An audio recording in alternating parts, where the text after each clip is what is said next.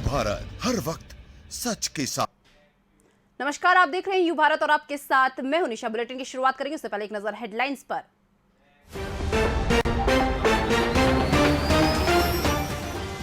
नरोत्तम मिश्रा ने कसे करारे तंज, कहा सेनापति विहीन है कांग्रेस पार्टी।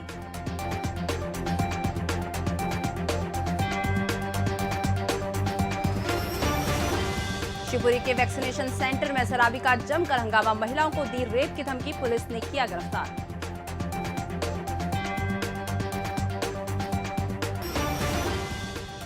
संपत्ति का लालच, सौतेली मां ने दिया 10 साल के मासूम को जहर।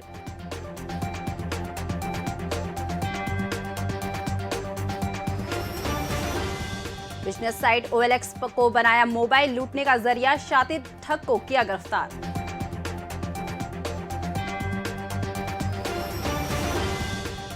ग्वालियर में हुई खाद की किल्लत, किसान पहुंचे MP एग्रो ऑफिस, जमकर किया हंगामा, हुई पुलिस से झड़प।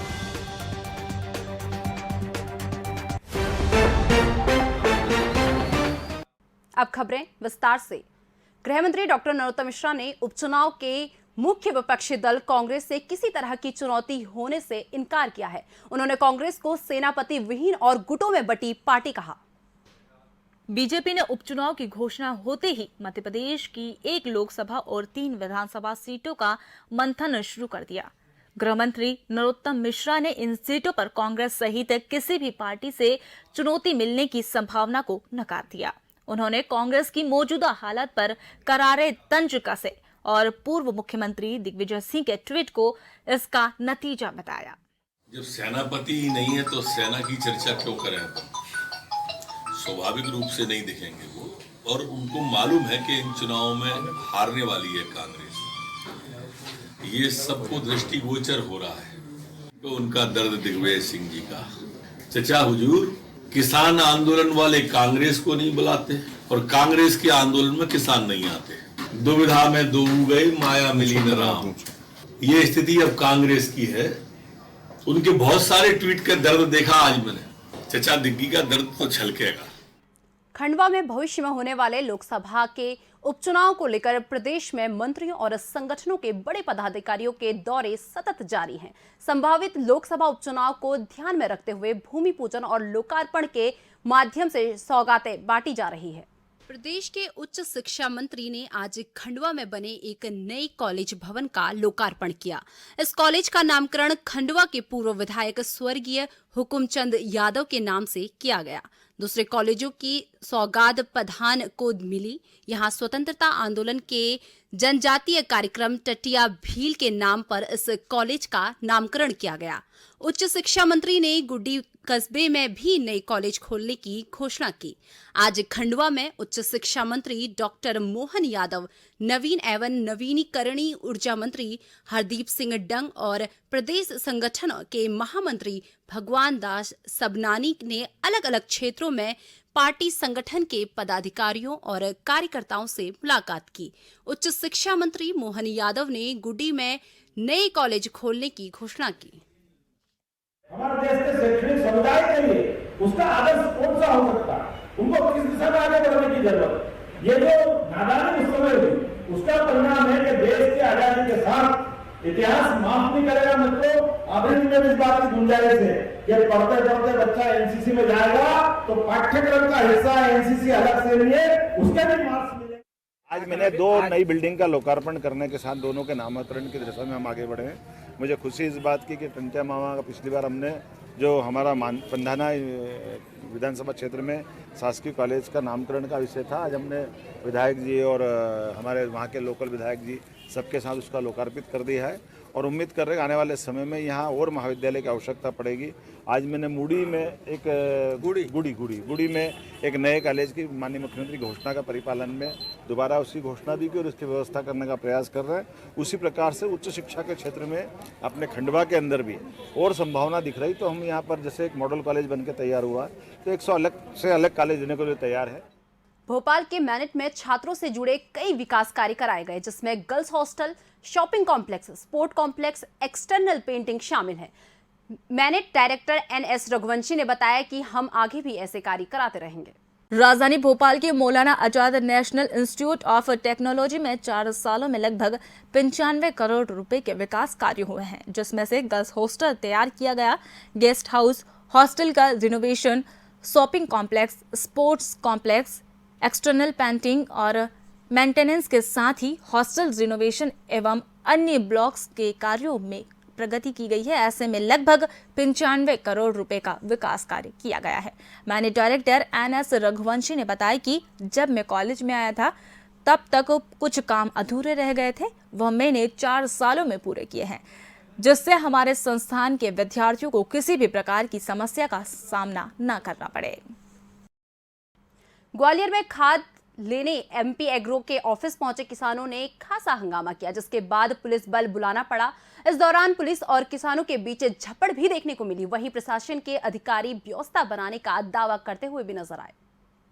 पर्याप्त मात्रा में खाद न मिलने से अन्नदाता खासा परेशान नजर आ रहा है। यही कारण है कि अब वह खाद की तलाश में गांव से शहर तक आ पहुंचा, लेकिन यह भी उसे खाद पर्याप्त मात्रा में उपलब्ध नहीं हो पा रही है, जिसके चलते उसे मजबूरन आंदोलन करना पड़ा। आपको बता दें कि बाढ़ के बाद जैसे तैसे किसानों ने अपने खेतों में फसल बोई, लेकिन फसल में देने के लिए उसके पास पर्याप्त खाद नहीं है।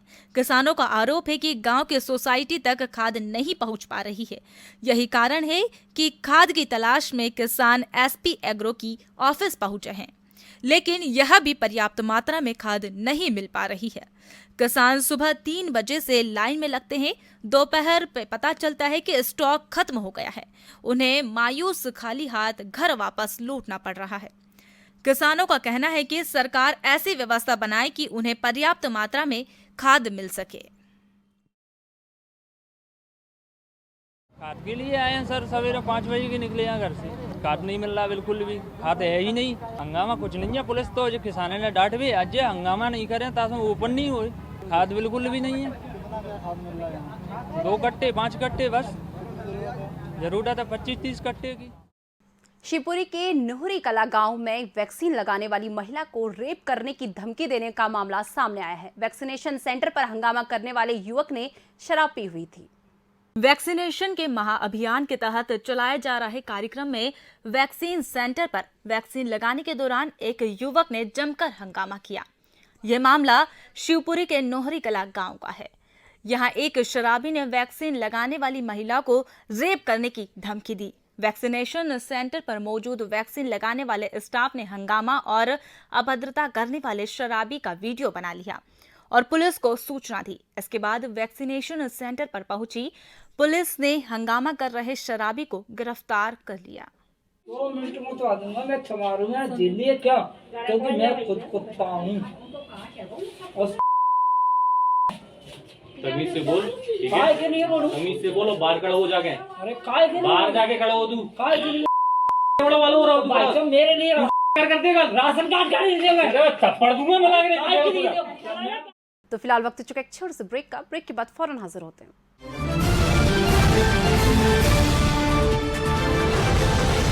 हम हैं यू भारत, हर वक्त सच के साथ। सनसनी नहीं, सिर्फ सरोकार, विश्वसनीयता के साथ सटीक खबरें, हर मुद्दे की पड़ताल, हर मुद्दे पर नजर, चप्पे चप्पे की खबर, सरकार से करेंगे सवाल, बनेंगे जनता की आवाज। हम हैं यू भारत, हर वक्त सच के साथ। यू भारत चैनल को मध्य प्रदेश यूथ कांग्रेस की तरफ से बहुत सारी बधाइयाँ, क्योंकि पत्रकारिता देश का बहुत महत्वपूर्ण स्तंभ है, आज़ादी के समय से लेके आज तक। और पत्रकारिता का ये दायित्व बनता है कि वह मध्य प्रदेश के और देश के सही मुद्दों को उठाए। चूंकि यह चैनल मध्य प्रदेश और छत्तीसगढ़ में लॉन्च हुआ है, तो मेरी बहुत शुभकामनाएं युवा कांग्रेस के साथियों के द्वारा। और मेरा निवेदन भी है कि आप सच को दिखाने का कार्य करेंगे। और यू भारत को हम युवा साथी पुनः बधाई देते हैं। पिंकी मुदगल, प्रदेश उपाध्यक्ष, मध्य प्रदेश युवा कांग्रेस। हम हैं यू भारत, हर वक्त सच के साथ।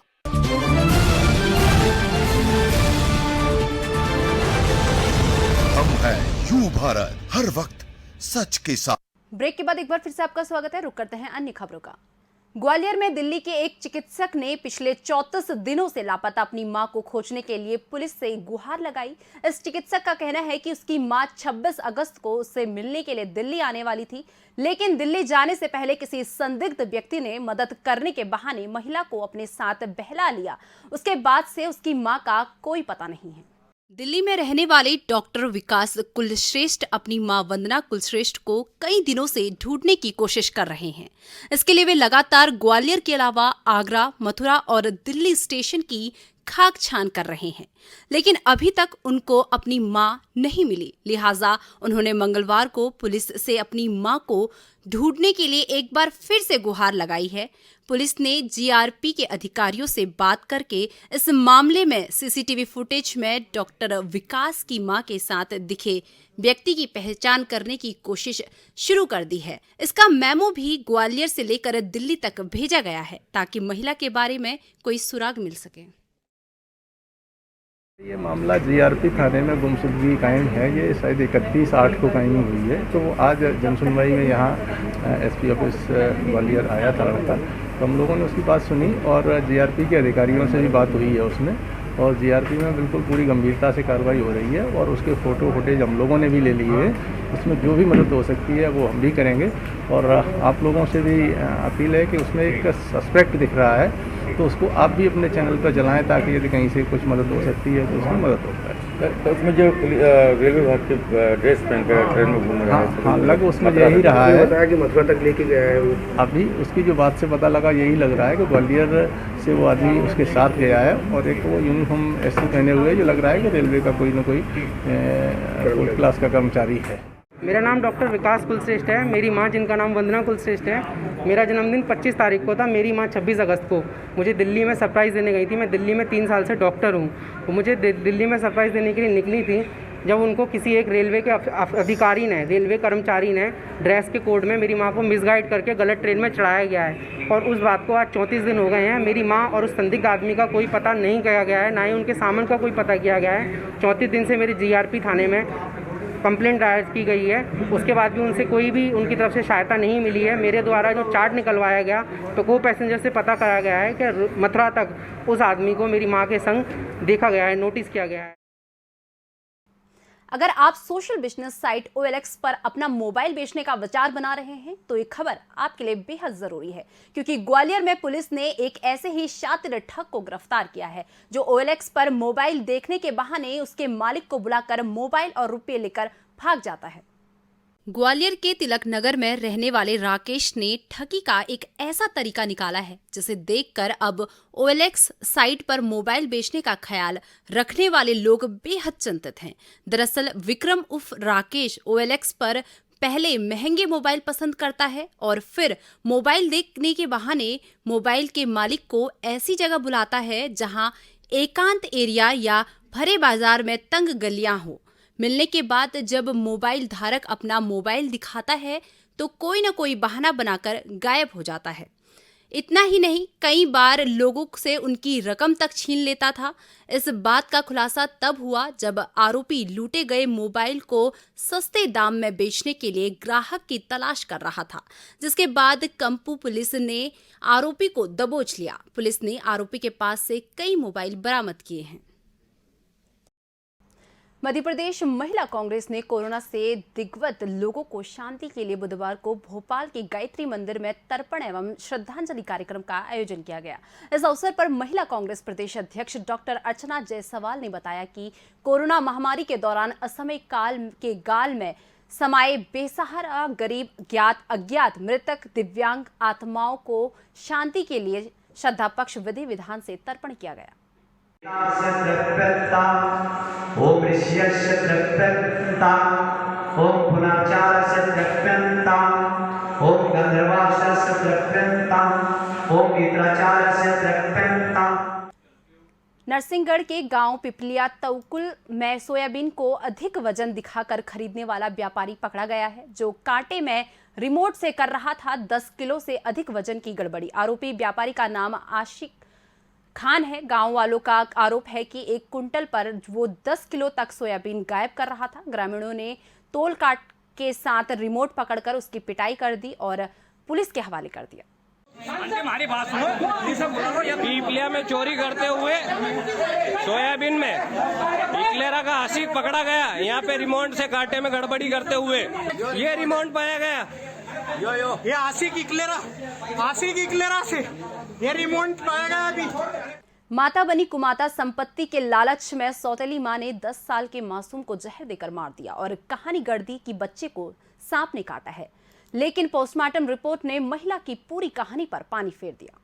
घटना ग्वालियर के मोरार थाना क्षेत्र के बड़गांव खुरेरी की है। दरअसल 23 सितंबर को राजू मुर्रा के 10 साल के बेटे नितिन की खाना खाने के बाद अचानक तबीयत बिगड़ गई तो उसे अस्पताल में भर्ती किया गया, जहां उसकी मौत हो गई। उसकी सौतेली मां ने बताया कि नितिन को सांप ने काट लिया था, जिसके बाद शव को पोस्टमार्टम के लिए भेज दिया। पीएम रिपोर्ट आने पर कहानी सामने आई तो सबको चौंकाने वाली थी। दरअसल करीब 3 साल पहले राजू की पहली पत्नी की एक्सीडेंट में मौत हो गई। उसके बदले में उसे क्लेम 12 लाख रुपए मिले थे, जिसके राजू ने बच्चे के नाम एफडी करवा दी। बस यही बात राजू की दूसरी पत्नी को नागवार रही है। पूरी रकम बच्चे के नाम हो गई तो उसका क्या होगा, इसलिए सौतेली मां ने मासूम के खाने में जहर दे दिया और लोगों को बताया कि सांप ने काटा था, लेकिन पोस्टमार्टम ने पूरा भेद खोल दिया। आरोपी महिला को पुलिस ने गिरफ्तार कर लिया है।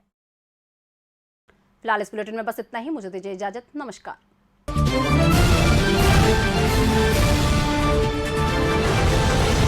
हम हैं यू भारत, हर वक्त सच के साथ।